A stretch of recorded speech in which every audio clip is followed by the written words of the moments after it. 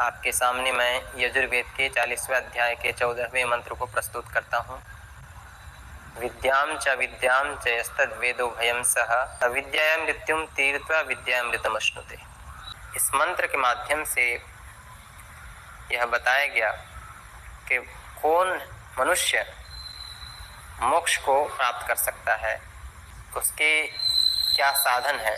विद्यां च विद्या और अविद्या, जो मनुष्य विद्या और अविद्या को साथ ही साथ जानता है वह व्यक्ति अविद्या से अर्थात कर्मोपासना से मृत्यु को तरके और विद्या अर्थात यथार्थ ज्ञान से जो अविद्या रूपी बंधन है इससे मुक्त होकर के वो मोक्ष को प्राप्त करता है।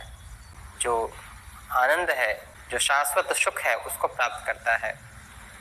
यहाँ पे विचारणीय विषय है कि अविद्या क्या है। अविद्या के विषय में महर्षि पतंजलि अपने योग शास्त्र में बहुत ही सुंदरतम ढंग से प्रतिपादन किया है। कहते हैं कि अनित्या शुचि दुखाहा नात्मसु नित्य शुचि सुखात्मक ख्यातिर विद्या। अनित्य यह जो संसार है, जो हमें दृष्टिगोचर हो रहा है, दिखाई दे रहा है, ये कार्य जगत सब अनित्य हैं, एक दिन नष्ट होने वाले हैं। लेकिन हमें ऐसा लगता है कि यह हमेशा से है, सदा से है, सदा रहने वाला है। संसार रूपी अनित्य में नित्य बुद्धि करना कि यह हमेशा रहने वाला है, ऐसा नित्य जानना, ये क्या है? अविद्या है।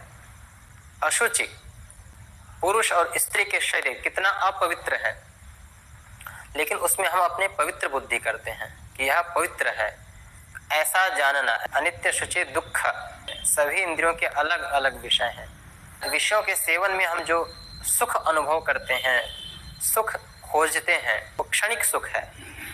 अनात्म में आत्मबुद्धि करना, यह भी अविद्या के अंतर्गत आता है। इस प्रकार महर्षि पतंजलि 4 प्रकार के अविद्याओं को बताया। इसको शब्दांतर से हम यदि समझें तो कहेंगे कि वेत्ति यथावत तत्वम पदार्थ स्वरूपम यया सा विद्या, जिससे पदार्थों का यथार्थ स्वरूप का बोध होता है, वह विद्या कहलाती है। और यया पदार्थ स्वरूपम सम्यक्तया न जानन्ति भ्रमाद अन्यस्मिन् अन्यद निश्चिनोति। अन्य में अन्य बुद्धि करना, यही क्या है? अविद्या है।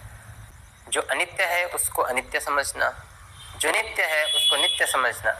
अविद्या रूपी बंधन से छुटकर उस परमात्मा तत्व को प्राप्त करना, यह तभी संभव है जब हम अपने भीतर विद्या और अविद्या के यथार्थ बोध को हम जानेंगे, समझेंगे।